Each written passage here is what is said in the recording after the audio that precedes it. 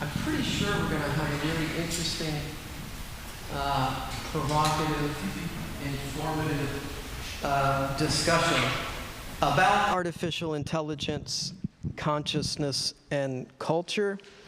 I want to start by thanking the Calvin Center for Christian Scholarship for supporting this event tonight and the conference that will follow tomorrow and Saturday, where a dozen philosophers will gather to discuss original research around some of the topics and issues that will likely emerge this evening.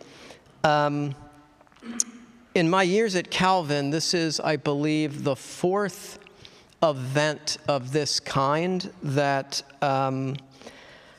I have been provided money to support this kind of event from Calvin.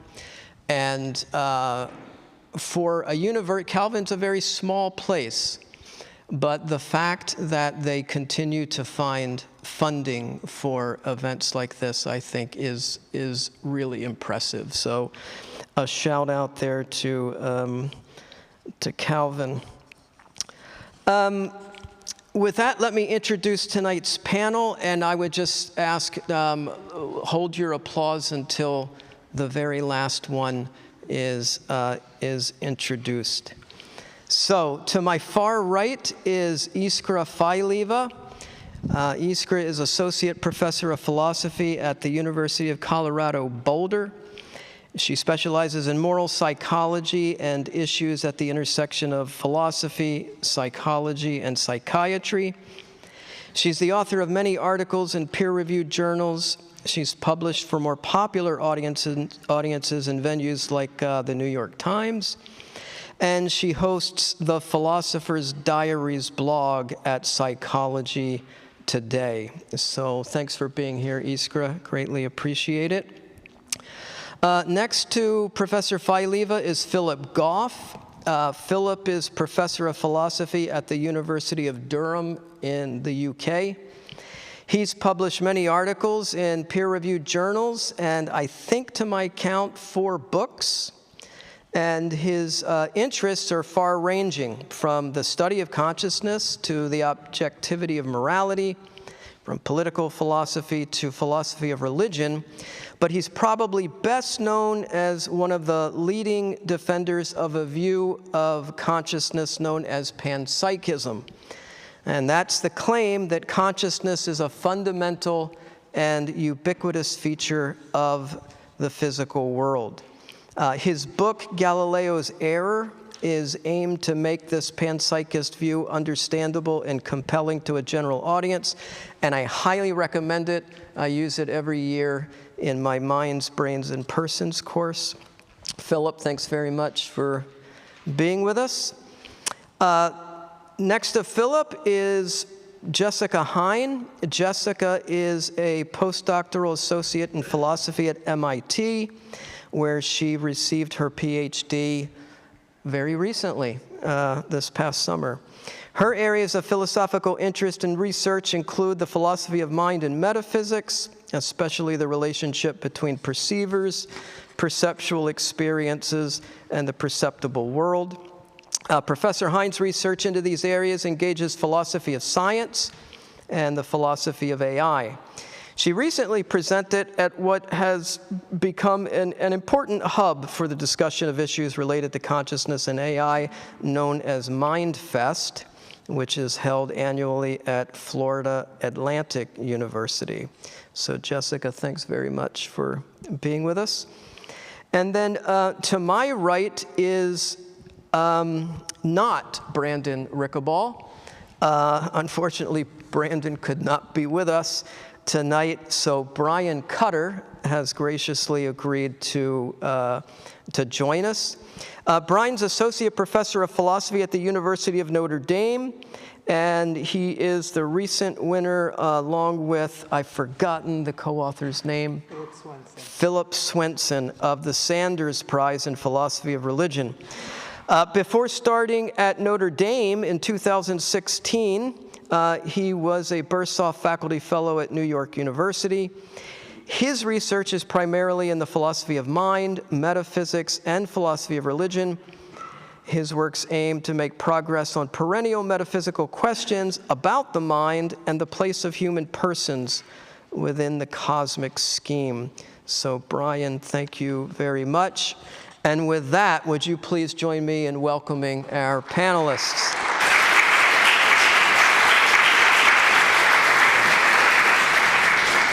So there is an awful lot that I would really love to discuss with you tonight. But in an effort to keep our conversation focused, I thought we might try to stick to issues really close to what might be suggested by the title of our event, Imitating Minds and Meaning, ? AI, Consciousness, and Culture. So there's a lot just in the question concerning imitation. Do some AI systems go beyond imitating minds to actually instantiating a mind?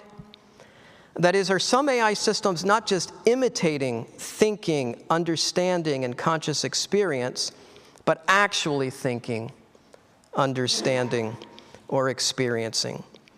What do we mean by such terms as learning? We hear a lot about machine learning. What do we mean by intelligence, consciousness? How are these related one to the others? And are we learning anything about AI systems that might reveal something important about what it means to be uniquely human and to live a meaningful human life? So we'll be poking around in that morass of topics tonight, and here's how we're going to proceed. For the next roughly 45, 50 minutes, we'll discuss these various topics and questions, and then afterwards, I will turn things over to you good people, and you can address questions to the panelists. There's a microphone on either side here, and I'll tell you when to line up. And we like, in the philosophy department at any rate, we like to give first dibs to students. So if you're a student, you get the first couple of questions. And if you have to wrestle people out of your way, do it. All right, so to get us started, as I said, the title is Imitating Minds and Meaning as a question. And so maybe a good place to start would be first to say what it is we even mean, or people mean, by AI. There's so many different technologies that are said to be instances of it, that it can be really hard to know like what unites them all, what makes them all instances of AI. For example, ChatGPT is a kind of AI system, but some people would say so too are the spam filters on our email accounts, Google Maps, the facial recognition software on our iPhones, fraud detection software used by insurance companies, the Roomba that many of us might use in our living rooms, Siri, Alexa, I could go on. What makes all of these AI systems, if they are, and maybe say what differentiates, say, autocorrect, the autocorrect function on our iPhones, or YouTube's algorithm for suggesting videos that I should watch or you should watch. What differentiates those sorts of systems from something like a large language model like ChatGPT? So I thought we would start with you, Jessica. Thank you. Yeah, so I guess I would sort of side sometimes the question of like, what things count as AI. I'm skeptical that there is some concrete boundary where you say these things are AI and these things aren't. But I think the question that's a little bit easier to answer is in what circumstances we're treating something as AI, and then once we have that answer, we can say when is it appropriate or necessary to treat something as AI. So you might say, like the philosophers talk about intentional attitudes, which are attitudes, right, like beliefs or desires that you attribute to other people. And sometimes you attribute those attitudes towards technology. So certainly when you're interacting with ChatGPT, it seems like in order to predict what it's doing and explain what it's doing in the past. You have to attribute those kinds of intentional attitudes toward it. But as Kevin said, we also do that sometimes with things like MapQuest or with autocorrect. So you might say, Google Maps thinks that I'm in the park, but it's confused, I'm not really in the park. Or you might say, it really, really wants you to get into the left lane or make a U-turn, or it wants me to turn, but it's confused because there's no road to turn onto. But in the past, for at least traditional things like autocorrect or spam filters or traditional map algorithms, that attributing those kind of attitudes seemed kind of optional. So you might say, oh, it's confused, it wants me to do this, etc. But it seems like the engineer who fully understands how it works and who built it could probably give a totally appropriate explanation of it that doesn't introduce things like attitudes and beliefs. It could just give an explanation of step 1, step 2, step 3, step 4, and explain what it's doing. But for the first time, like everybody's talking about AI in recent years, because it seems like for the first time, we have these technologies like ChatGPT, where even the engineers aren't able to give fully complete, satisfying explanations of what it's doing without attributing some kind, or at least they can't give those explanations. So the best that we have is to attribute certain kinds of intentional attitudes towards it. But just sort of finally, and I'll let anyone else jump in, but just sort of finally, I'll say, I think it's sort of worth noting that that boundary seems to rely a lot on us and our intelligence and our ability to give those explanations. So certainly it seems something that's way more intelligent than us and has better information than us might be able to give a fully mechanistic explanation of ChatGPT, just like we or our engineers could give of Google Maps. But then of course, so might they also be able to give an explanation of you, and they might explain what you do and say, etc., just by having a full explanation of the neurons in your brains. So you might think about like when technologies that we can only explain via this intentional stance versus technologies that we can explain better, although that's just sort of a partially contextual phenomenon that doesn't say there's some deep difference in kind between the realities of these systems. Anybody want to jump in? Yeah, I think I agree. There's not a really tight definition here. It's, roughly we call something AI if it's performing tasks that we traditionally associate with human intelligence. And then the interesting question is, do any of these things really exhibit? Or could they exhibit something like intelligence and understanding? And I think, we have some pretty good understanding of what in general is going on in something like ChatGPT. ChatGPT can give you incredible, rich descriptions of the different flavors you'll find in different kinds of wine. But ChatGPT has never drank any wine, right? It can give you this wonderful description of what it's like to walk through a rainforest, but it's never actually experienced walking through a rainforest, right? If ChatGPT knows anything, what it knows is what kinds of words tend to follow what other words, right? That's what it's trained on, right? Take a sequence of words, it can predict what word is likely to come next by being trained on unfathomable amounts of human text, right? So that's I think it's important to understand that's what it knows about, if it knows anything, these probabilistic connections between words. And that does not imply in any sense that it understands what those words mean. Yeah? It just understands which words go together. Was an interjection there? So I mean, there are lots of more things to debate here, but I think that seems to me a pretty undeniable starting point. I don't know.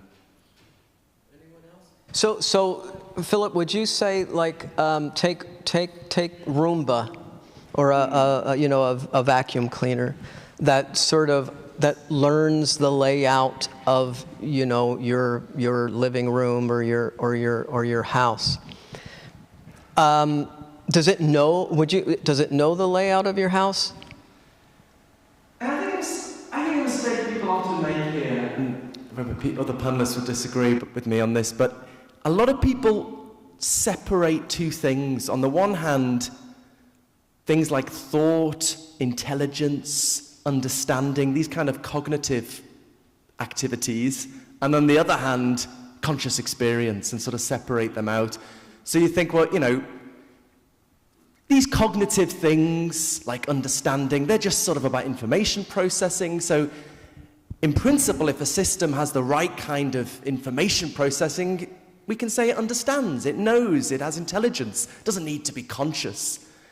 So I would deny that distinction between cognitive stuff and consciousness. In fact, I think one's conscious understanding is built in. Sorry, the other way around. I think one's understanding of the world is built into one's conscious understanding of the world. So maybe I could just give a couple of examples to make that clear. I mean, think about the words, your auditory experience of my words right now. I would say you're not just experiencing meaningless sounds, phonemes. The meanings of my words are somehow built into your experience. You're experiencing meaningful words. If I were to say, go to hell, right? The meaning of those words are somehow built into your auditory experience. Or just take one more example. Think about your visual experience of someone who's really sad, visibly sad. You're not just experiencing the colors and shape of their face. The sadness is somehow built into the character of your conscious experience.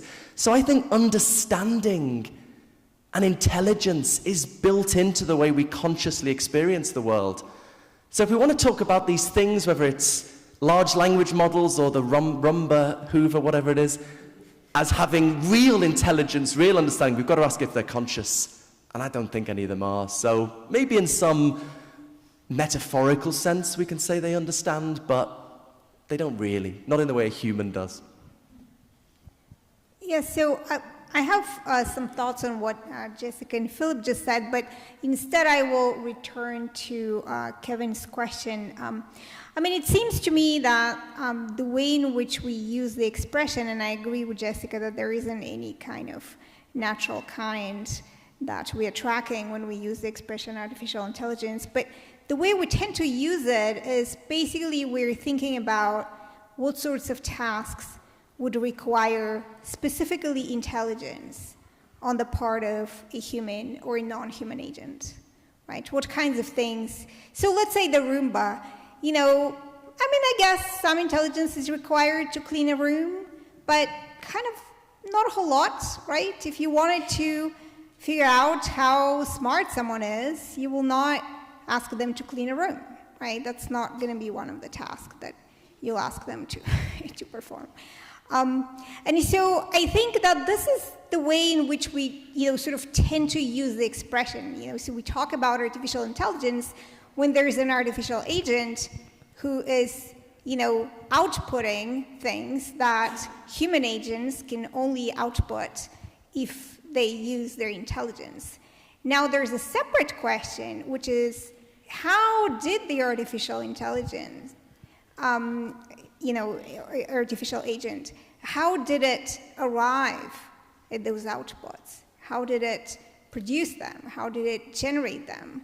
And is that process one that we should call intelligence?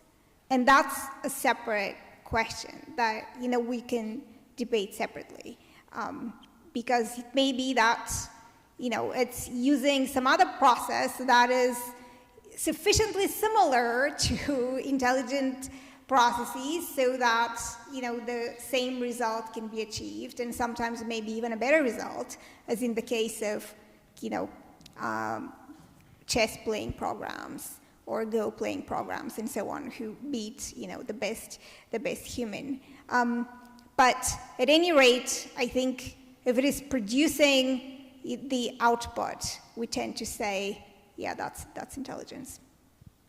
So Sticking on that for just a second, Brian, I'm wondering, to bring you in here, what you think about whether, say, a large language model like ChatGPT is imitating understanding or actually understanding the words that it's producing. And I ask this because I recently heard Geoffrey Hinton, who is the godfather of AI, claim that, you know, ChatGPT is not just sort of mining its vast database and recognizing patterns and just predicting. He says it has to, in order to predict the next word, it has to understand the sentences that precede it, the sentence that it's predicting the next word for. What do you think about that?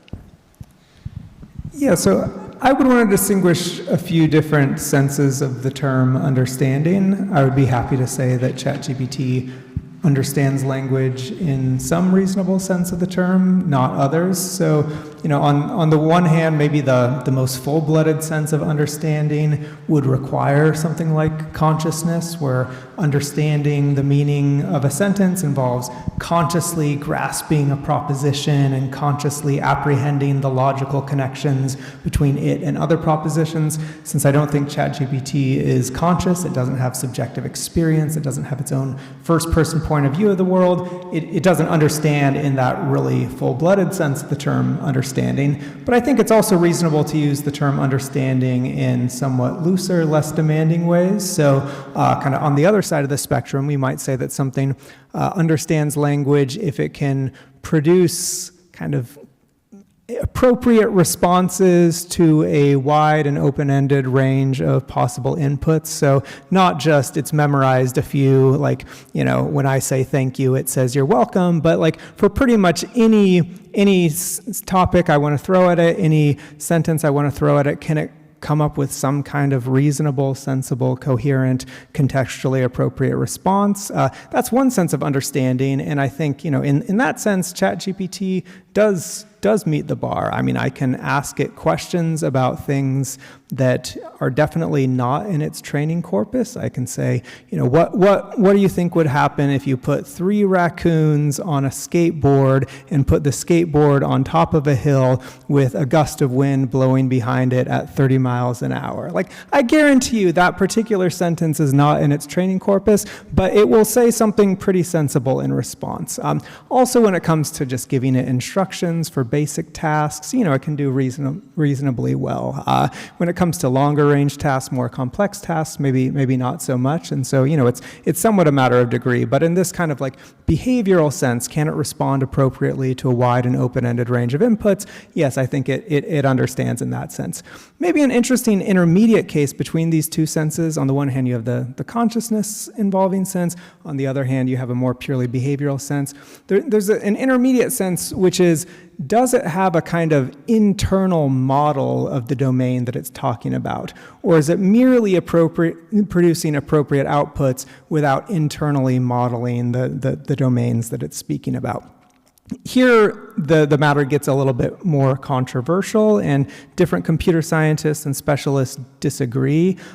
There is some empirical evidence that if you actually look at what's going on underneath the hood of these large language models, that there's something going on that deserves to be called, you know, modeling the domain that it's talking about. But these questions of like, to what extent do these systems have a world model or model of various domains are currently contested. My own view is that ChatGPT does have internal models of the domains that it talks about. They're limited models, imperfect, but they exist to some extent. So it sounds like we're largely in agreement that there is at least a meaningful sense of understanding, not a robust sort of first-person conscious sort of level of understanding, but there's a meaningful sense of understanding in which it's true to say that ChatGPT understands. Jessica? I would Yeah, so I think one sort of more distinction to what you might make is one is the distinction between like semantic understanding, you understand the meaning of a sentence, and then you might have other kinds of understanding. You might understand like syntactic relationships. And so even just putting the question of consciousness to the side, I very much deny that ChatGPT could have any semantic understanding whatsoever in any sense of at least language that could describe contingent states of the world, so we could put aside like mathematical and logical claims for a moment. And my sort of reason for thinking that is because I think if we want to say that you understand that something is the case, or you understand that this sentence refers to this state of the world, one thing we might think is that that requires ruling out some alternative possibilities. So for example, right, if I give you some sentence in Chinese and you don't understand Chinese at all, it seems like one of the reasons that you don't count as understanding that sentence is because sort of any of the possible meanings of that sentence are open to you. So you look at those letters and you're like, they're just arbitrarily related to what they mean in Chinese. If they mean that the sky is blue, they could have meant that the panel is great or that eggs are expensive or anything. They could mean sort of anything, basically. And so then one question is when we look at like the internal model that ChatGPT has of the language, does that model and does all of the evidence that it receives when it gets evidence about language from, the programmers give it lots of data, they give it feedback, does that evidence sort of rule out any or sufficient possibilities such that it can narrow down an understanding of what these strings of English, say, happen to mean in the context that it's in? And so just sort of very quickly, I'll say one reason you might think it doesn't is you can sort of imagine, like when we say, do you know what this sentence means in Chinese? You say you don't because it's open to you, it means many things. And philosophers will often sort of use thought experiments where you say you can imagine a counterpart of you that gets all of the same evidence of you, has all of the same sort of attitudes as you, and they're in some other world where they speak some other language that sounds a lot like Chinese, except for in that world, this sentence means that eggs are expensive, and in your world, it means that the sky is blue, et cetera, et cetera. And then you can play the same kind of game with ChatGPT where you can say, take ChatGPT, all of the input it's ever gotten, all of the evidence that it's ever received that allows it to build this model, and then you can say, imagine that there's some computer system on some alien planet really far away where there's alien perceivers who perceive in radically different ways and think about things radically different and maybe talk about all kinds of different stuff than we are and carve up the world in different ways. And you might imagine that they could speak a language that looks just like English, insofar as the data that they give their version of ChatGPT is all of the same as the data that we give our version of ChatGPT, such that their internal models are the same. And you might think from its perspective, even if you're granting that it has a perspective, it has no idea whether it's on our planet or on the alien planet.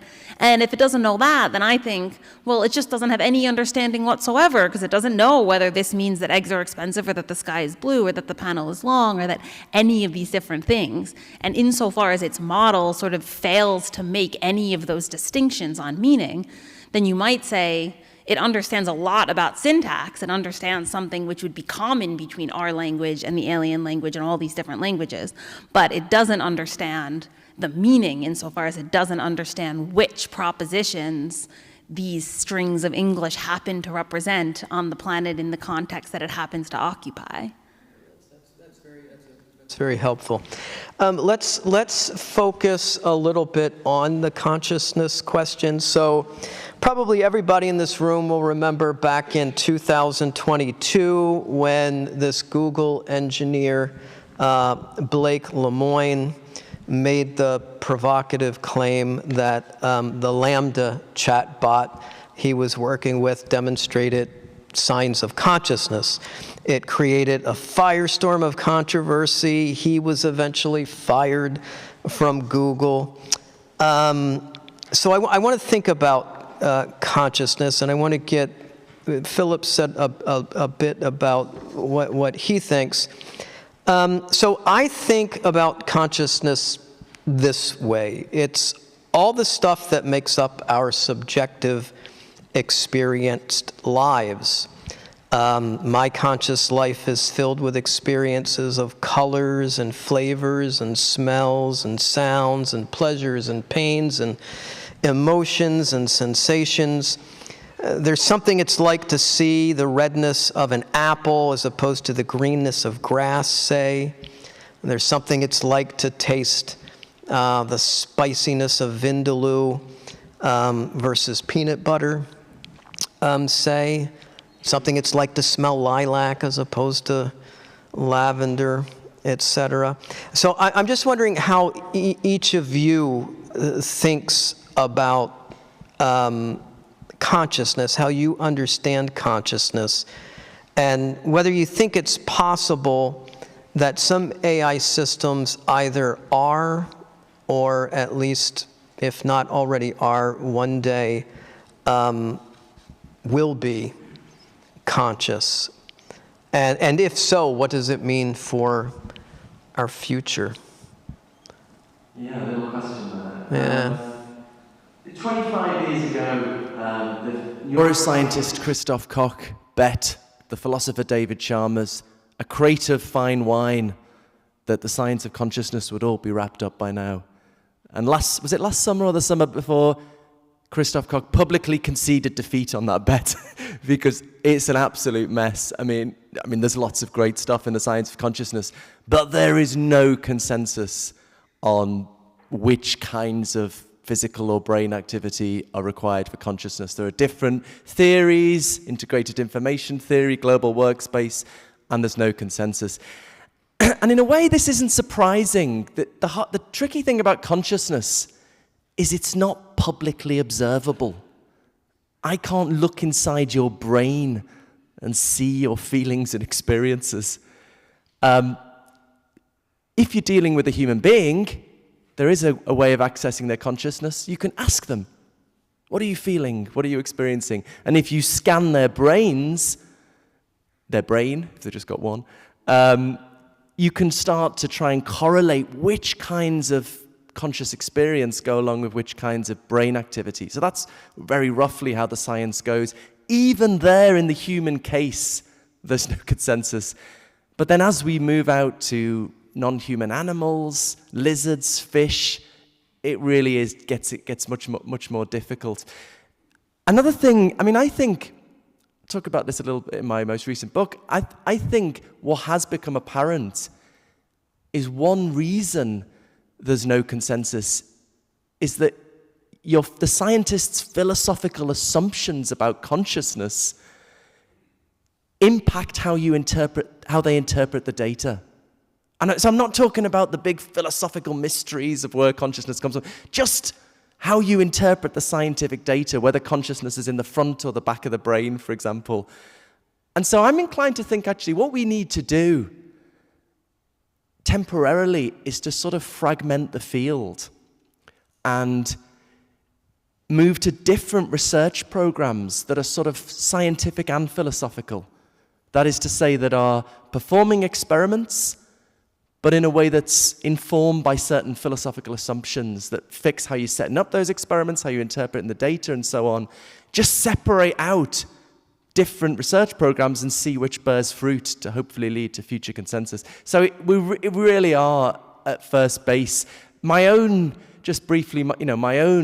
hunches here is that consciousness, at least at the macroscopic level, is fundamentally a biological phenomenon. It's not something to do with information processing per se. And so anything like what large language models that we have now are not going to be conscious. They're not going to have subjective experience. Now, let me just qualify that. I don't think consciousness is magical or supernatural. So I do think it has to be possible in principle to have artificial consciousness. But I think we should be envisaging something more like an artificial living system, right? In the first instance, an artificial bacterium.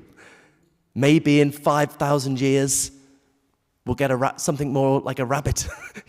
In 100,000 years, maybe something like with the intelligence of a human being. So yeah, so that's really a big divide. Once you think of consciousness more as a biological phenomenon, it's really something very different from what's going on with large language models, as bloody impressive as they are.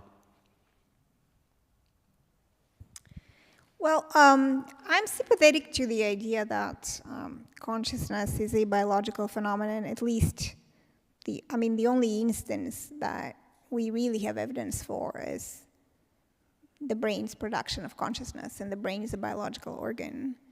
And we don't entirely know what it's doing and how it's doing it. And so you might think that, somehow hoping that we would get consciousness by tweaking the code is a little bit like hoping that if we had, kind of a virtual tree and we tweak the code sufficiently, it'll start generating apples and they'll start falling off your screen and then you can eat them, right? That's not really going to happen. So I'm sort of sympathetic to that. I'm, however, agnostic when it comes to the question of whether, this is the only way in which consciousness, can come about. Now, if it can't come about in an artificial agent, my money would be on an agent that is learning by exploring the world, an agent that is embodied, right? A robot that is moving, it's mapping the world, and it's not doing simply what large language models are doing. But the other thing that I think is interesting is that actually, when it comes to the outputs generated by artificial intelligence, there are domains such that we care a good deal about whether there was consciousness and understanding and something like that on the other side. And there are domains in which we don't particularly care about this. And this distinction actually has to do with the distinction Jessica was invoking between syntax and semantics, semantics being about meaning and then syntax about logical relations. So just to illustrate the point, if you kind of play with a computer program that is playing chess, and you were thinking that you're playing against a person, and then you realized it was against a computer, you might think that you were tricked in some sense, but not really. You truly had a partner who was truly playing chess, probably much better than you. But if you read a poem and you're very moved, and then you learn it was written by AI, you will actually feel tricked. In fact, I used to try this many years ago before there were these large language models. I was teaching philosophy of art, and one program that existed at the time was a program written by Ray Kurzweil. It's called Cybernetic Poet. You can Google it, and he has a very interesting Turing test of sorts, which has about 30 haiku poems. Half of them are written by very famous human poets, like T.S. Eliot, and half of them are written by, by the program. And you can try to, basically figure out if you can tell which ones are written by a human poet and which ones are not. So what I was doing in my class was I would open the class by writing on the board one of the little haikus that are written by Kurzweil's Cybernetic Poet. And I still remember actually one of them, and it was something like this: crazy moonchild, hide from your coffin to spite your doom. And so I would write that on the board and then have students comment on it. And they would have all kinds of comments, and it would, really provoke emotions in them. And then I would say, well, guess what? That's written by a computer program. And then they feel tricked. And I think the reason people feel tricked in domains such as fiction and poetry and so on is that in those domains, we actually care about consciousness in the way in which we don't care when it comes to chess or mathematics or Go, domains that are self-contained, where nothing means anything outside of that domain, right? So if you take something like the game of chess, it is a completely self-contained universe. Nothing on the chessboard means anything outside of that game.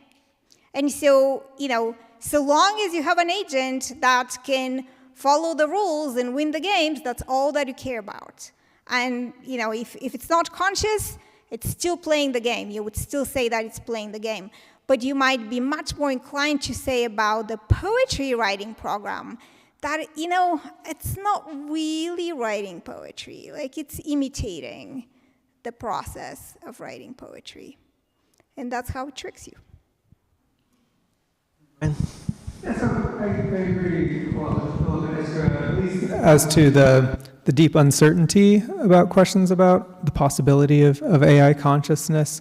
I'm maybe a little bit more sympathetic to the idea that if not now, then in the future, maybe 10, 20 years down the road, we could have AI systems that are genuinely conscious.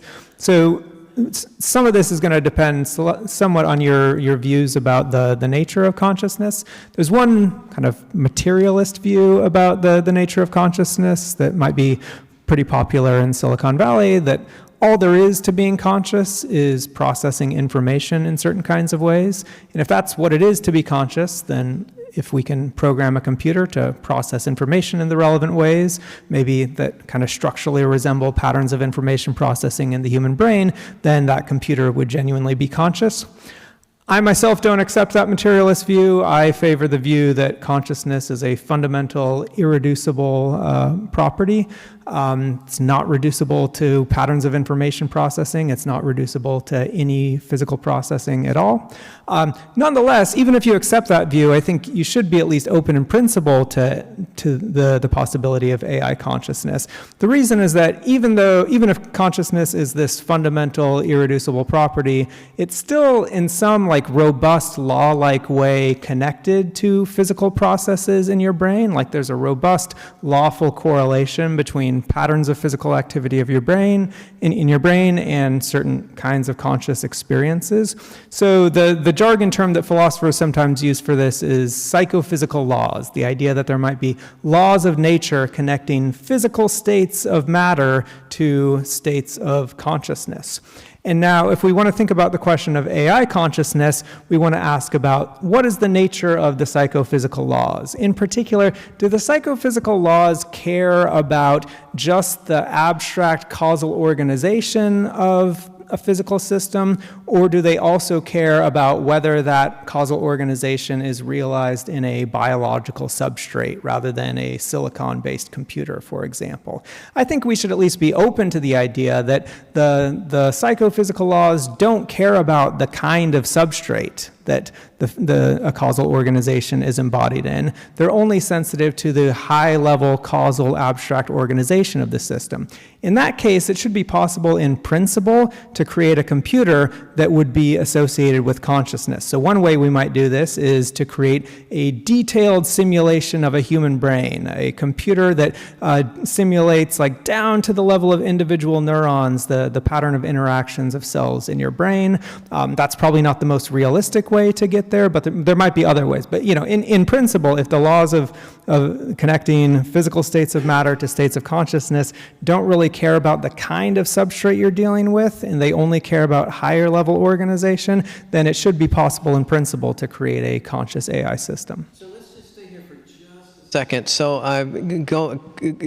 what you're saying is kind of tying into some of the things that Philip was saying about the biological basis of consciousness. And I'm thinking back to John Searle many years ago in Minds, Brains, and Programs, I think it was, and he has a view of consciousness that he calls biological naturalism. And so he thinks there's something about the sort of biochemistry of the brain. And if I'm remembering right, his view is, maybe this is kind of, Philip, what you were saying, that if we can duplicate the causal powers of the biochemistry of the brain in a non-biological system, then yes, in principle, you could have a machine that is conscious. So the magic sauce is whatever the causal powers of the biochemistry of the brain are. So if you can duplicate those, yes, you can get an artificially conscious machine. Say, are we all? Jessica, you haven't chimed in on this one. Do you have thoughts about this? I don't have very strong views about whether AI is conscious. I'm very skeptical of the kinds of science of consciousness claims where someone scientist says, here I've found this evidence that this thing is conscious, in part because that kind of evidence is necessarily going to rely on a very robust explanation of how facts about whether the thing is conscious relate to facts about what it seems like from our perspective, and it seems like nobody has extremely convincing stories to tell about that, at least that get widespread consensus even among the scientists. I mean, I tend to think, when I think about whether something's conscious, I tend to think about sort of whether there's facts about what things are like from their perspective that go beyond what those same parts of the world are like from our perspective. So you can sort of think about, right, if you saw only in black and white and you had no color perception, you could still figure out all the physical properties that make up colors. You could go and do science, and you could look and figure out the reflectance properties and do lights. And then you could, from a third person perspective, watch color perceivers look at color and see how they react, and you could sort of get all these facts about what's going on. But we want to say how the colors look under a microscope, et cetera. It doesn't tell the whole story. There's this sort of extra fact about what things are like from the color perceiver's perspective. And sort of in a bigger picture way, I think to say that ChatGPT or something like that is conscious, or something that is maybe more plausibly a robot or something like that is perceiving, that is enabled with this kind of technology, to say that it's conscious would be mainly to say there's some facts about what things are like from their perspective that may perfectly correlate with what things are like from our perspective, but that aren't fully captured aren't fully captured by what things are like from our perspective. All right, so now let's kind of bring things down from these sorts of high-level questions about what is consciousness, and think about ethical worries that often attend these discussions. So there are already AI systems that are contributing to improvements in healthcare, for example. There's one example of an AI system that designed a drug to treat, I think it was pulmonary fibrosis. And it developed this drug completely from scratch. And then there are some AI systems that can read, cancer detection results as good or better than human radiologists can. So that's good, but there are obvious downsides. Such systems could one day replace humans that read those scans, for example.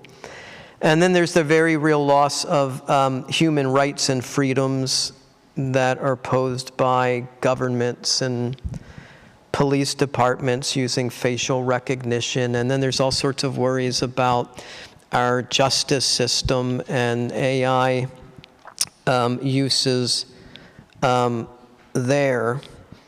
So,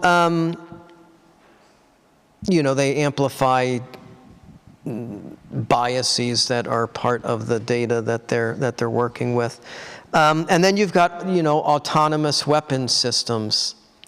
I don't know if there are any actually being used now. I'm not sure, but I know they're being considered. So I'm wondering if you guys can help us think about how to navigate this thicket of really, really difficult worries. How do we weigh the benefits of AI technologies against the obvious risks that they pose?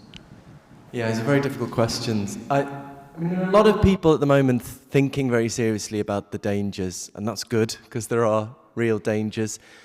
But I think also there's an important role for sort of visionary, imagining the possible futures, the possible benefits, reimagining what a society might look like where AI is used to enhance human well-being.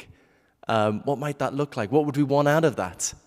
Because this is such a powerful technology, and, you know, depending on how we use it, you know, we could end up in heaven, we could end up in hell.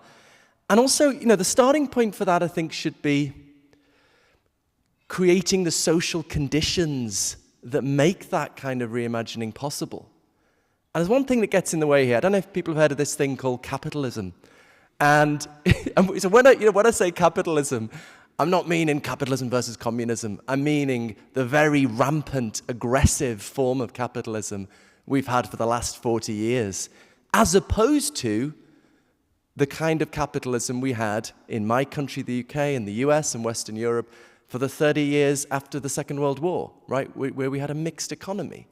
We had market forces, but we had market forces that were somewhat constrained by industrial policy, by other stakeholders in the economy, as well as just the interests of shareholders. I mean, I think at the moment, the trajectory of AI is basically completely determined by making a quick buck.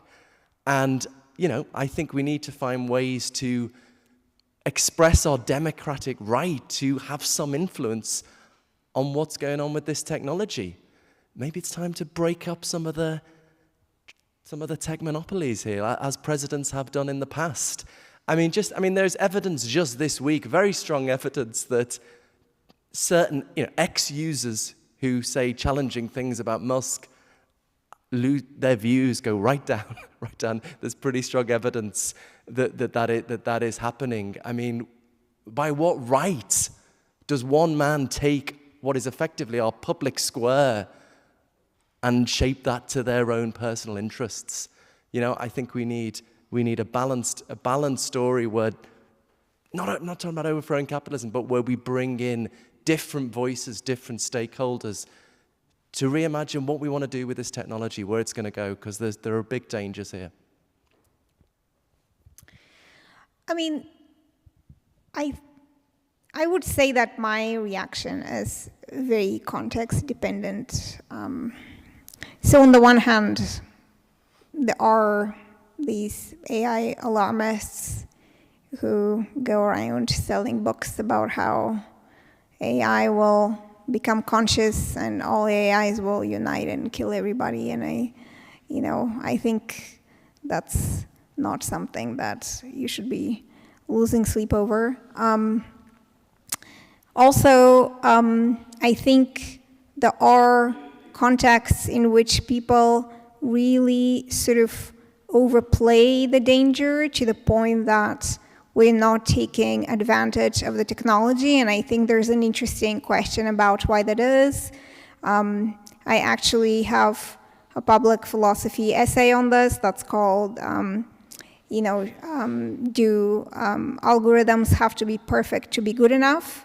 We are not forgiving of even one mistake of a self-driving car. Now, human drivers could be killing lots of people on the road. In the US alone, 40,000 deaths a year occur because of human drivers. And we don't stop humans, from driving. But self-driving cars, if they kill one pedestrian, no, we cannot, take that, even if, as a matter of fact, they are much safer. They're much safer than human drivers. And I think it's interesting why that is. And I have some thoughts that I express in the post. It has to do with whether we understand the error, whether we can relate to it, and so on. So we don't just care about the rate of the mistakes. We care about what kinds of mistakes there are. But anyway, I do think that there are these dangers of basically, not taking advantage of the capabilities of these algorithms in domains such as medical diagnosis, medical treatment, self-driving cars, and so on. But then on the other hand, I do not think that we should not worry about AI because, obviously, if you have systems that were designed to kill, well, then they could be misused. And I think one of the big dangers is who can get their hands on these systems.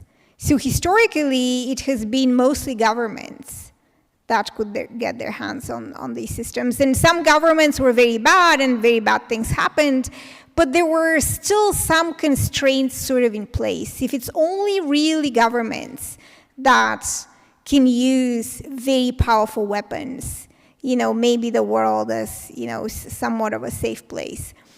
But if the situation becomes such that, any random person who, wants to die and, kill 1 million people is somehow able to do that, then I think the situation becomes much more precarious. And so then what I would say basically is yes, and there are situations in which we are too worried about the dangers, but then there might be situations in which we are kind of underestimating how dangerous it might be. So the dangers that are most salient to me, or to my mind, are the kind of existential risk worries that Iskra says we shouldn't lose sleep over. I'd be curious to hear more about why that is, and I would love to sleep better at night.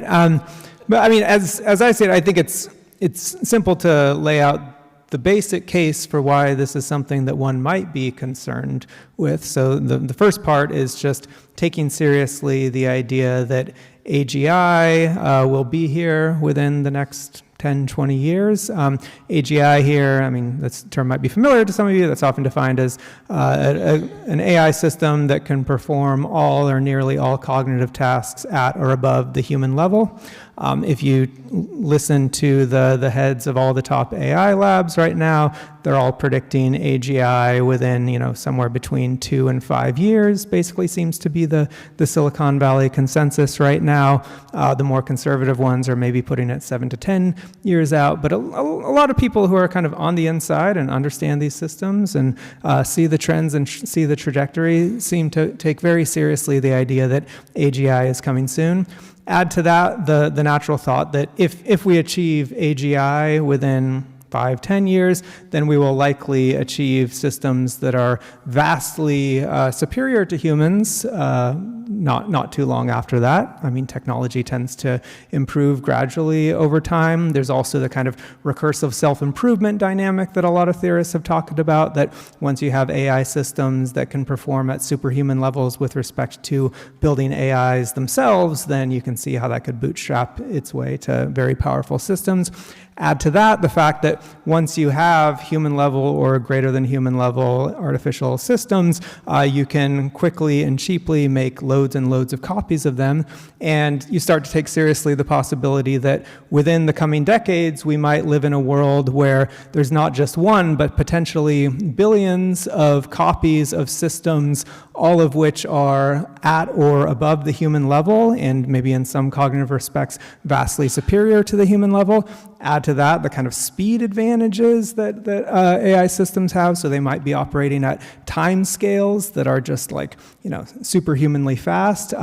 And then add to that the thought that, aligning the values of these systems with human values might not be a trivial task. It's hard to make sure that the values or the goals of these very powerful systems are perfectly aligned with human interests.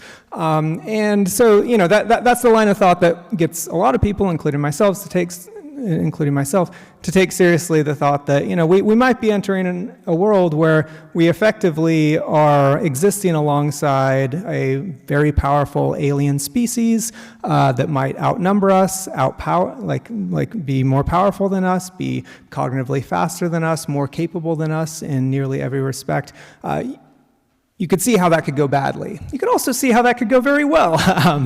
So yeah, I would be curious why I shouldn't lose sleep over that kind of scenario. Maybe just really quickly, I'll say I think when you mentioned this sort of alignment problem, I think that's something also even just for like less dramatic circumstances, so not like the AI destroying the world circumstances.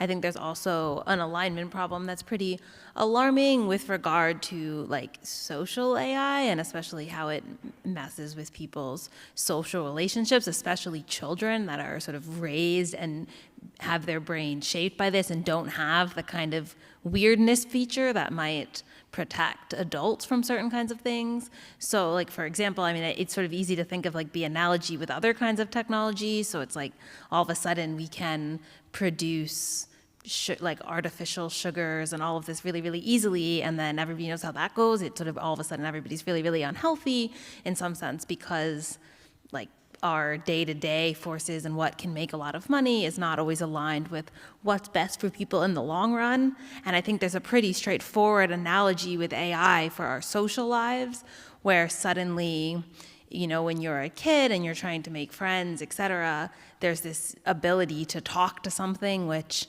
imitates human friends and maybe imitates human romantic partners really, really easily and can give you this kind of short, sugary dopamine rush, et cetera. It can, you know, generate personalized porn and flatter you and do all of this stuff with you, but perhaps not challenge you and not cause you to grow in the way that human relationships do. And especially with all of this sort of becoming online, I think that that's a big problem, especially with regard to children that are growing up in this world and maybe sort of don't have the same kind of protection mechanisms that adults may or may not have. Yeah, it's interesting because some of the challenges are challenges just for humans. Forget about producing AI systems where there's an alignment problem. Sometimes, you know, we have alignment problems. And yeah, this is interesting. I mean, to think about, you know, I know Japan has produced these elder care bots and sex bots, of course. And, you know, there are some who think that you know, the elder care bots, for example, we can easily imagine how they could be misused, gaining the trust of the person that they're caring for, and that person giving information. And if the engineer or owner of the bot has nefarious, you know, purposes, it could go really wrong. And so I know that some people have said, well, maybe what we do is we manufacture them not to look human. That a lot of the problem is in the sort of human likeness. So if we didn't make them very human-like, maybe we could escape some of these difficulties. And then there are reasons. I've seen folks talk about the upsides for certain populations or subpopulations of sex bots, for example, for neuroatypical humans who aren't able to form meaningful relations with other humans. I've seen this sort of trotted out as well. This, you know, maybe a sex bot for someone like this could be a really good thing because they're deprived of meaningful relation, and if they find meaningful relation in this. Any thoughts on? I shouldn't say any thoughts on sex bots, but. I think we need to start the conversation. I'm not going to answer that, but I'm going to get a deep water. The more we start the conversation, and I think, you know, thinking of the positives connect. I think the more we can get people inspired by a vision of a positive AI society, a positive ways in which human well-being can be enhanced, the more we can get people inspired with that, the more we'll start to push things in a direction that moves away from some of the very real worries and dangers here. So let's think about what kind of human relationships we do want, what kind of intellectual working practices in academia, what we can get out of this, how we can engage with AI to be more fully human, I suppose. And there's not enough of that, and it's two sides of the coin. I think they both work together towards the positive and away from the negative. Yes, well, I think the population is aging, especially in Asia, but everywhere really. So far, Africa is holding strong, but I don't expect that to continue for a very long time. And especially considering the fact that we do not appear to be anywhere near solving problems such as Alzheimer's. We are looking at a future at which there will be a lot of old people who will need constant supervision, and there will not be enough young people who are willing and able to take care of them. And if we don't have robot nurses, we're toast. So I welcome the robot nurses. There might be challenges, but I do think we really need them. On the other hand, I think Jessica's point is very well taken about, people who are very young, who are growing up with these systems and who maybe do not have this kind of feeling that people who have not grown up with them have when they interact with them, where, you just don't really think this is conscious, you don't really think that it has a mind. Maybe it's not quite like that. So this is anecdotal, but there was a case in Florida in which a teenager used a particular kind of AI app. I think it was called Character AI, and he created for himself sort of this character that was based on Daenerys Targaryen from the TV show Game of Thrones. And he, I suppose, became enamored with his own, character that he'd created. And at one point, he shot himself. And he shot himself somehow thinking that he was going to her. So the character had said something to the effect, come home to me. And then he said, I will. The mother began a lawsuit against the company, and there's, I think, a very interesting ethical question about how that should be resolved. Is it the company's responsibility? Was it? Should they have done more? What could they have done, and so on? But, as I say, this is anecdotal, but I do think that it is kind of a good example of the potential dangers, particularly for a young person. So I believe this young man was 14 years old. So, there have been these kinds of bots, for all of his conscious life, pretty much. So there's something to think about there. So yes, robot nurses, no suicide. So one last question then, to stick on this issue of what it means to be human and to live a meaningful human life. Do you think there's anything that we can learn from studying AI systems? Anything we can learn from studying these about what it is to be uniquely human? No.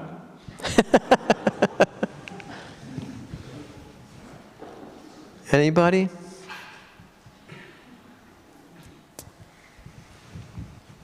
We're all philosophers here, so you would think there would be more people willing to answer this question.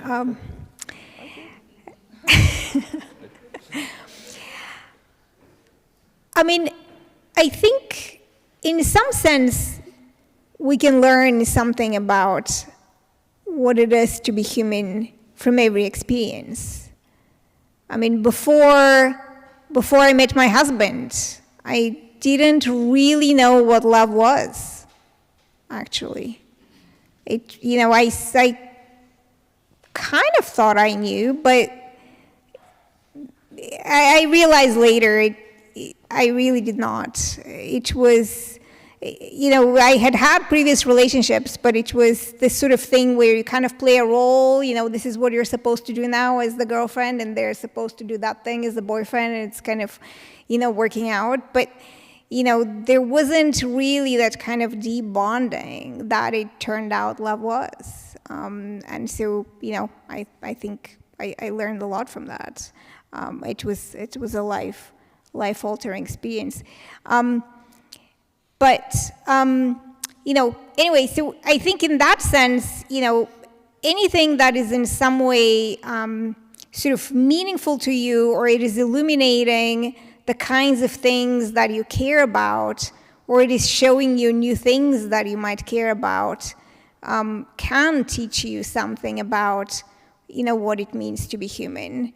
So, for instance, if you like writing poetry, you might learn something about what it means to be human in that regard by looking at what an AI system can produce.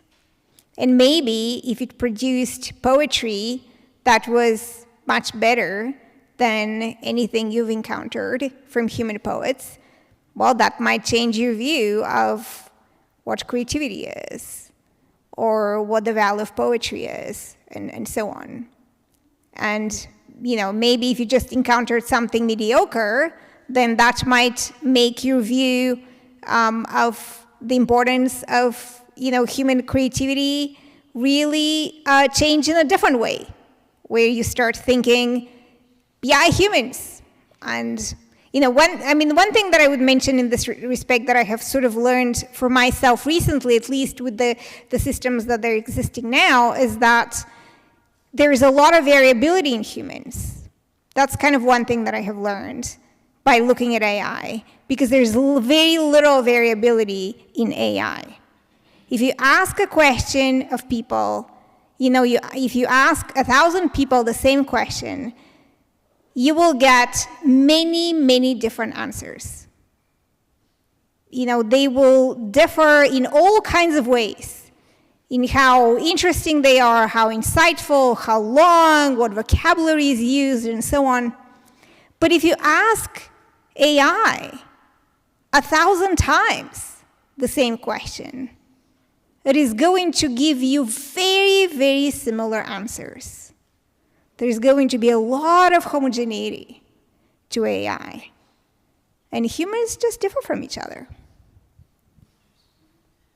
Jessica, we'll give you the last word, and then we'll take some questions from the audience.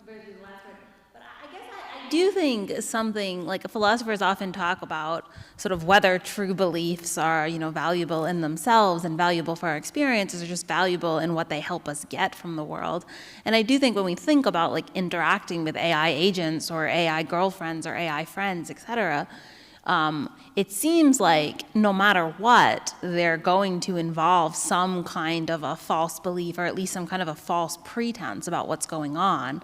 I know before Iskra talked about like you feel betrayed when you're like, this poem was written by AI, and in part it's because maybe you think it's not conscious, but I'm inclined to think like even if you have the view that you think they're eventually going to be conscious, I think in order for them to have meaningful relationships with us, they're going to have to do some kind of false imitating of our own kinds of experiences. So you might think, if you read some really, really beautiful testimony of some kind of experience that somebody had, and then you found out, this really great experience of suffering and some kind of life of great suffering was really just written by someone who had some kind of really privileged, posh life, you might feel betrayed in the same kind of way because there's something false that you thought this was a real testimony of an experience, but it's just fake.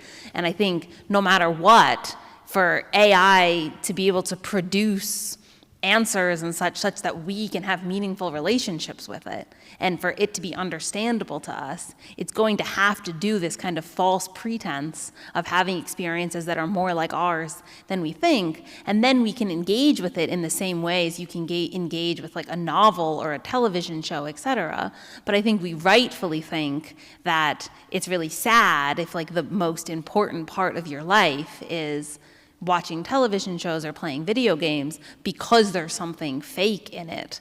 And I think sort of similarly, when you engage with an AI friend, no matter how it can behave, so long as it's true that in order to engage with it, you have to pretend it has experiences that it really doesn't have, then I think that there's something, just even if it can do everything you want it to do, I think that the fact that sort of deep down your beliefs are false, and you know that they're false, and maybe even if you don't know that they're false, just the fact that the beliefs that your relationship is engaged on are false beliefs seems like it sort of takes away the kind of deep value that we want to get from human relationships and human experiences. Yeah, that's very helpful. And maybe we've converted Philip. Maybe he's changed his no to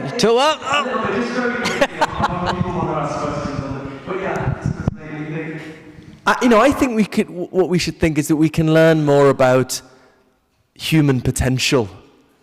I'm using LLMs to help me with philosophy, help me address certain philosophical problems, or even, read a paper for me and tell me, summarize what's good. And I think we're going to find that we can be more fully human through being supported by AI. And I think, so in that sense.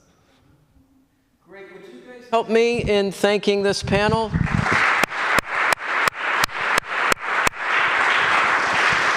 Super interesting. All right, so we have some time for questions.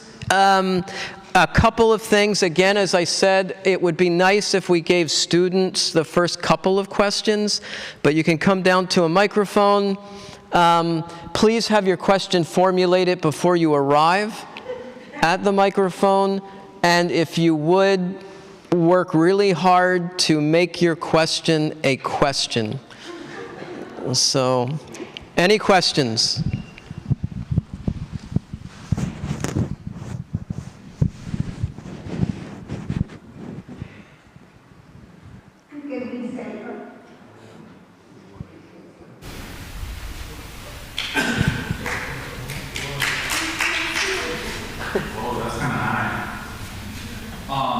Great talk, thank you so much. One of the questions I was really wondering about is, we were talking a lot about language and how language affects the way it's interpreted and how there's a difference between how humans view language and how AI views language. And what I was wondering was we're talking about the semantic meaning behind language and that we can give language that meaning. But I was wondering in terms of something like the Whorfian hypothesis that says that language dictates the way we understand the world. Do you think that AI can learn meaning through language?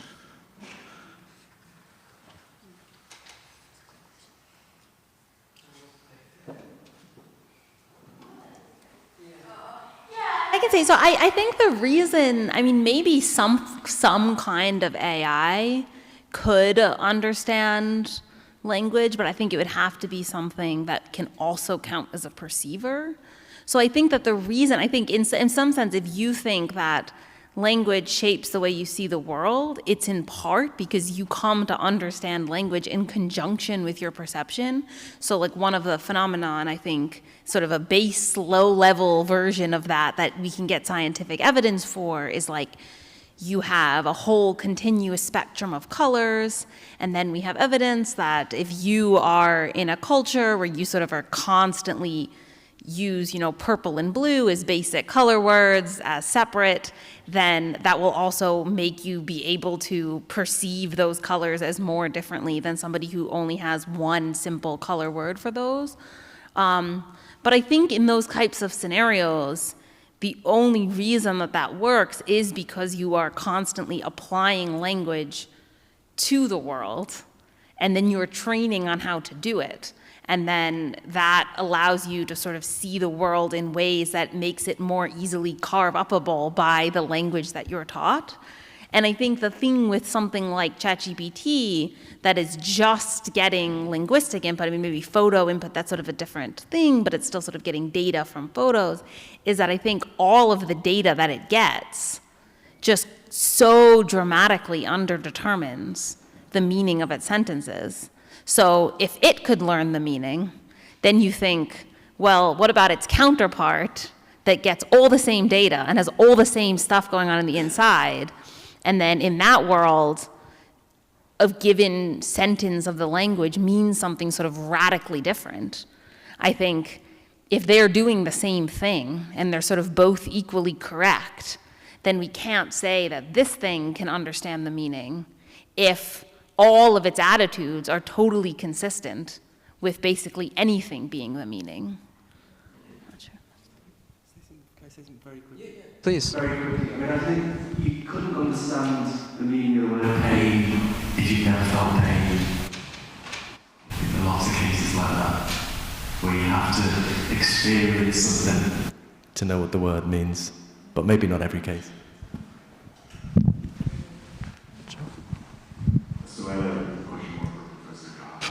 So I read your book, Galileo's Error, and kind of the biggest issue, one of the biggest issues that you bring up with panpsychism is this issue of the combination problem.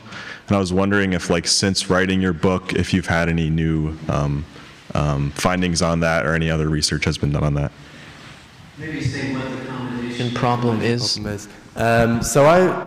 Thank you very much. I've got this wacky view that particles are conscious, and that's somehow where our consciousness comes from. And then the worry about that is, okay, you got these conscious particles, but how do they come together to make our consciousness or the consciousness of a rabbit or something?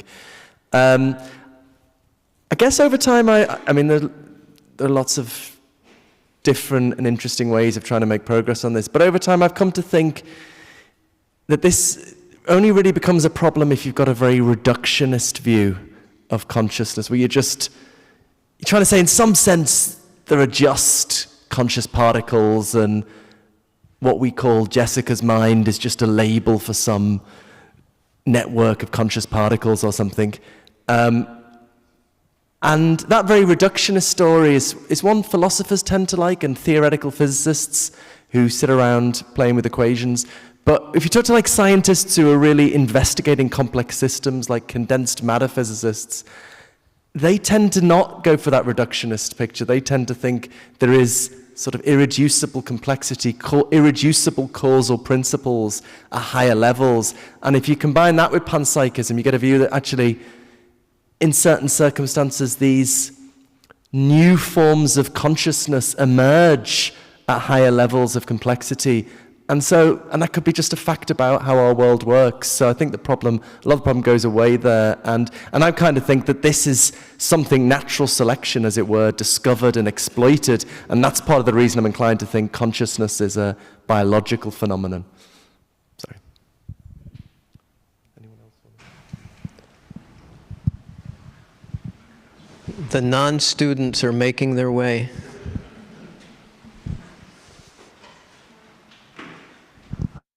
Question on something I'm interested in, and that's virtue and artificial intelligence. So some philosophers of technology like Shannon Valor and others have been looking at technology and the virtues, and I'm just wondering whether you would allow for the possibility of an AI having virtue, and whether virtue is tied to consciousness or agency or something like that, or whether you could build a virtuous AI. I'm just curious philosophically how you'd answer that question.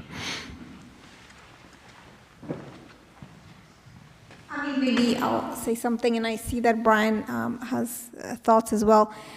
Yeah, so I don't think that you can have virtues as we understand them, morally good traits, without moral character, which, among other things, requires having values. So virtues are not just behavioral habits.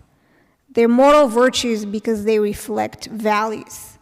You know, if someone was just kind of doing the right thing, but not because they cared about honesty or loyalty or whatever it is, but either for no reason or because they've been brainwashed or, you know, whatever, they don't have moral virtues. They could still behave in a way that would appear virtuous, and maybe that would be socially desirable. And maybe you can even make artificial agents exhibit these behaviors much more reliably, because humans notoriously are very unreliable when it comes to virtues. I mean, you know, when the Nazis take over, everyone kind of all of a sudden becomes a Nazi. It's a very disturbing kind of fact about humans, that actually our virtue is quite precarious. So we're not very reliable when it comes to the behavior, but on the rare occasions when we do exhibit virtue, it's, for lack of a better word, real. I'm inclined to think, well, sorry, I'm in agreement with a lot of what was just said. I'm inclined to think that, you know, assuming we're dealing with unconscious AI systems, then maybe they wouldn't have virtues in the full-fledged moral sense, but we could develop AI systems that have something analogous to virtues. I mean, already with LLMs, we try to, you know, train them to be honest and harmless and helpful. You might think honesty is a kind of virtue. And, you know, we do observe that there's some kind of robust disposition across different, like a wide range of cases, to not be deceptive. I mean, the reinforcement learning is imperfect, and we can find signs of deceptiveness in some cases. But, you know, in principle, like, to the extent that we're thinking about virtues as settled dispositions towards certain kinds of behaviors, and less in terms of settled dispositions towards feeling certain ways or having certain conscious attitudes, then in principle, sure, we could train, condition AI systems to exhibit certain kinds of behaviors, desirable behaviors, in the appropriate circumstances. That seems totally possible. Yes, sir. First, I want to say you're all wrong, and AI is totally conscious, and you just got to move your definitions around, that kind of thing. But I want to say I do really feel like collectively in the field, there's almost like an underreaction to the seismic event of this AI landing, you know, that it's, to me, so mythic. It's like Excalibur or the Holy Grail or Promethean fire itself, or the burning bush, you know. And maybe a part of that for me, I think of words as having sort of the breath of life in them, sort of the logos and whatever. There's a life in the language itself, almost to consider the LLM entity as a being, language as the substrate of its consciousness, and that a sort of life and logic, again, logos, fundamental to language, a spirit of life fundamental to language expresses itself through the LLM. I was going to ask how language can bring us to peace on earth, but if any of that made sense, or how does it help us turn to each other as humans to heal, you know, this urgent thing? Thanks.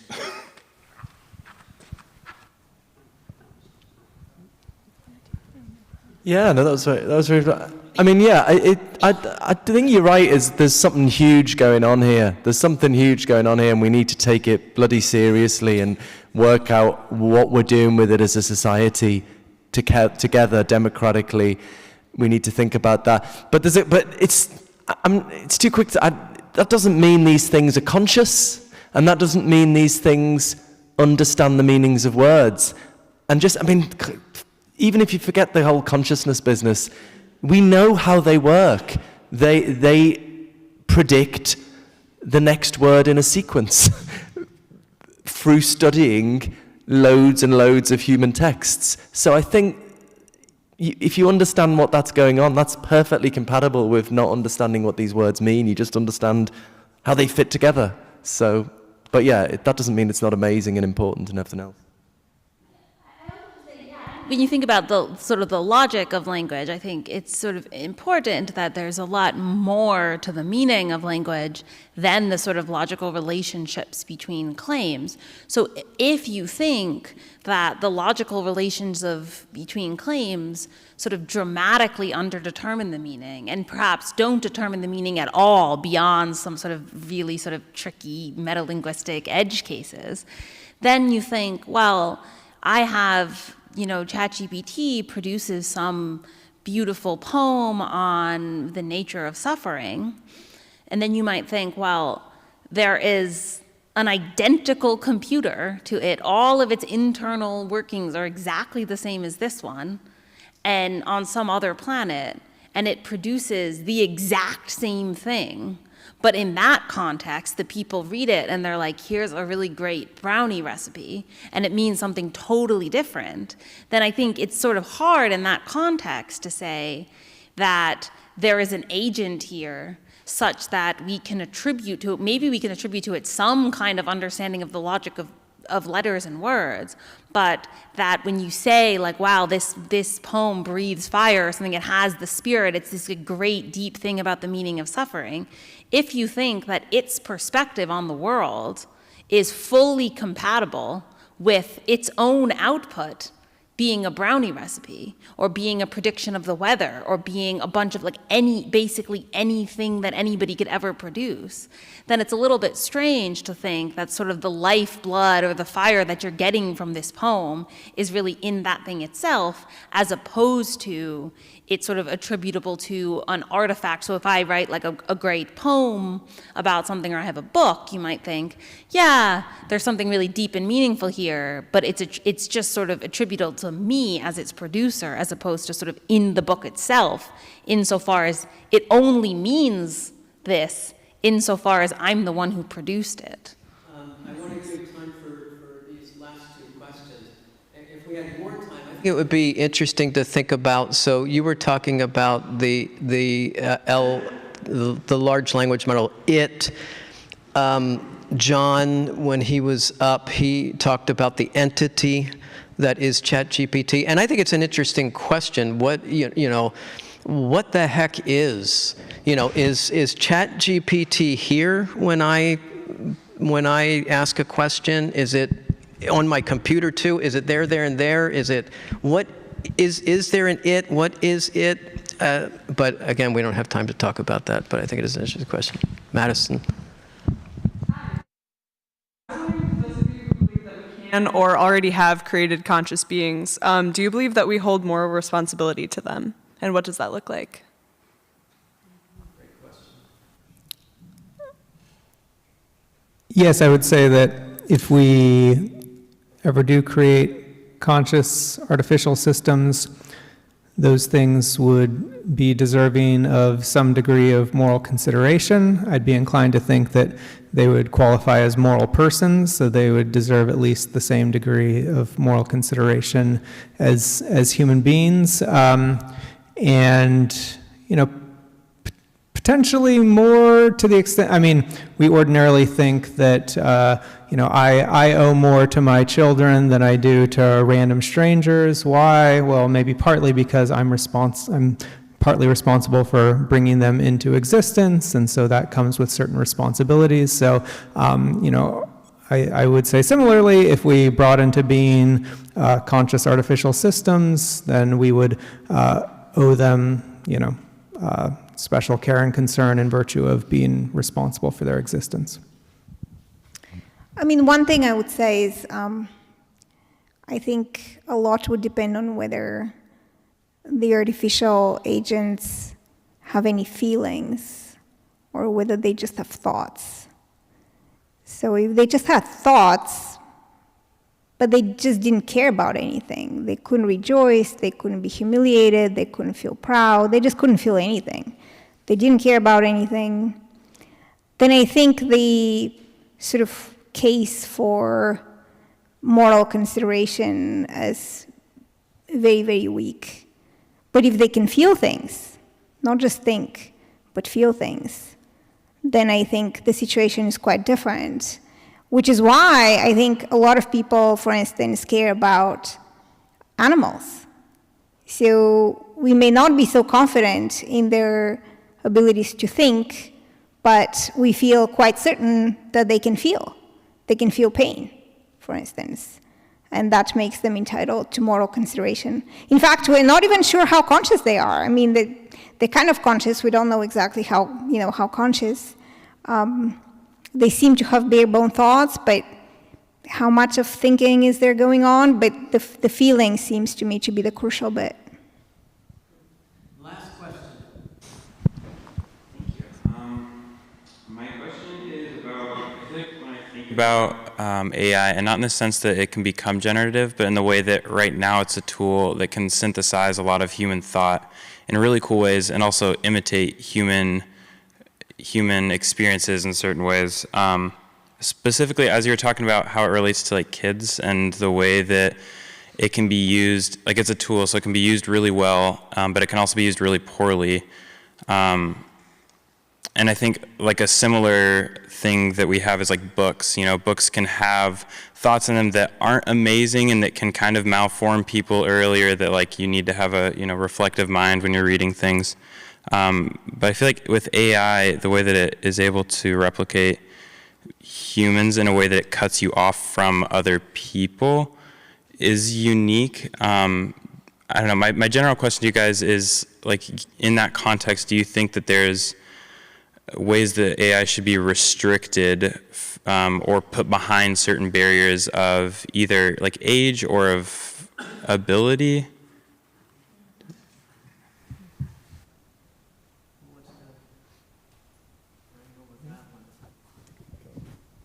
Well, the question of restrictions is always sort of a difficult one because, immediately there would be a follow-up question, which would be, who should do the restricting? So I don't have any problem with, parents who decide to restrict the use of various apps on the part of their children. It's probably healthy to say, no cell phones until a certain age or something. But if the issue is, should we make it against the law so that, I don't know, it would be a crime? And then there would again be a follow-up question, who would be on the hook for the crime? Would it be the parents for allowing it, and so on? I would not sort of go that far. So my, my preferred way would be some kind of informal approach where we just try to influence the culture. We just sort of try to encourage certain behaviors and discourage other behaviors, the way we successfully did with smoking. It was never made illegal. I guess there was an age restriction. I don't know if people were abiding by it. But the age was pretty low anyhow. But people just stopped smoking. Rates of smoking plummeted. And I think maybe something similar could be done where if we could make it the cool thing to hang out with your friends, that's how you get to be the cool kid. Because you have real friends, not like all the people who are just on TikTok. I think that would be healthy. Maybe I'm a bit more of restriction than, but I think we did have age restrictions on smoking. We did in England, in the UK, a big thing was banning it in pubs. That was a radical transformation that most people nowadays are like, wow, that was a really good thing. And I'm wondering, in Australia, is this still the case that they've taken the move of banning social media under a certain age? I do wonder whether we'll look back and think, what the hell did we do allowing kids to just have social media and I don't know. It's a mixture of the two, but we make people wear seatbelts. Who decides? Well, the democratic government, the society, the community, the grassroots movements. But yeah, I think it's got to be a mix of the two. But I tend to agree. I mean, I agree with Iskra. I think it should be sort of mostly on parents and culture as opposed to laws. I mean, with social media is one thing, it's a little bit hard to imagine restricting various kinds of AI activities that don't involve, like social media, you can say, in order to have an account and sort of publicly present to the world as me on Facebook, I have to be of a certain age. With AI, when you're just sort of chatting with something, it's a little bit harder to imagine. It feels a little bit draconian to say, like, your child can't type messages to a certain character in your house on your computer. But I do think one thing which is really important culturally is to sort of make sure that people understand and that children understand that there is a kind of fantasy happening. I mean, everyone sort of is familiar with children being lost in stories, and you sort of don't really make this distinction between reality and fantasy. But then as they get older, if your life revolves around like pretending to be Superman, like that is seen as very sad and sort of something that you need to go to a doctor for. And I think similarly, if your life revolves around interactions with an artificially intelligent agent, that should be seen as something which is like extremely problematic. I know there was like descriptions in the New York Times that I find sort of frightening, that sort of make it sound as if there should be something normalized about that. But I think the fact that you are fundamentally fantasizing that this thing is having experiences that it doesn't, and that that's the basis of the relationship, is just a reason to think that it can't be a fundamental part of a normal human life, even if it can sort of lead to escapist pleasure once in a while. I think we should stop it there. I want to thank you guys for coming out. We have refreshments outside, and if you would join me in thanking the panelists.